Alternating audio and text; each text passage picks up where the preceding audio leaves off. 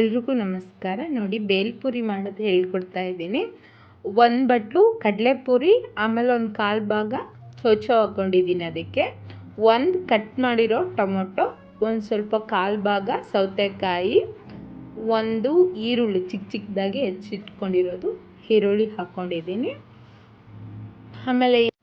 ಆಮೇಲೆ ಕಟ್ ಮಾಡ್ಕೊಂಡಿರೋ ಕೊತ್ತಂಬರಿ ಹಾಕ್ಕೊಂಡಿದ್ದೀನಿ.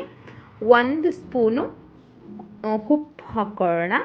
ಆಮೇಲೆ ನೋಡಿ, ಎಷ್ಟು ರುಚಿಗೆ ತಕ್ಕಷ್ಟು ಹಾಕ್ಕೊಳ್ಳಿ, ನಿಮ್ಗೆ ಎಷ್ಟು ಬೇಕಷ್ಟು ಹಾಕ್ಕೊಳ್ಳಿ. 1 ಸ್ಪೂನು ಖಾರ ಪುಡಿ, 1 ಸ್ಪೂನು ಗರಂ ಮಸಾಲೆ, ಆಮೇಲೆ ಹುರುಗಡಲೆ ಪುಡಿ ಮಾಡ್ಕೊಂಡಿದ್ದೀವಿ, ಅದು ಹಾಕ್ಕೊಂಡ್ರೆ ತುಂಬ ಚೆನ್ನಾಗಿರುತ್ತೆ.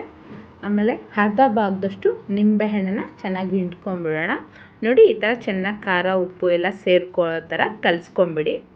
ಅದು ಕಲಸಿದ ತಕ್ಷಣವೇ ತಿನ್ನಬೇಕು, ಚೆನ್ನಾಗಿರುತ್ತೆ. ನೋಡಿ ಯಾವ ಥರ ಬಂದಿದೆ ಅಂತ.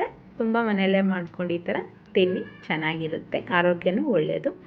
Thank you for watching. Share ಮಾಡಿ, ಲೈಕ್ ಮಾಡಿ, ಸಬ್ಸ್ಕ್ರೈಬ್ ಮಾಡಿ. Thank you.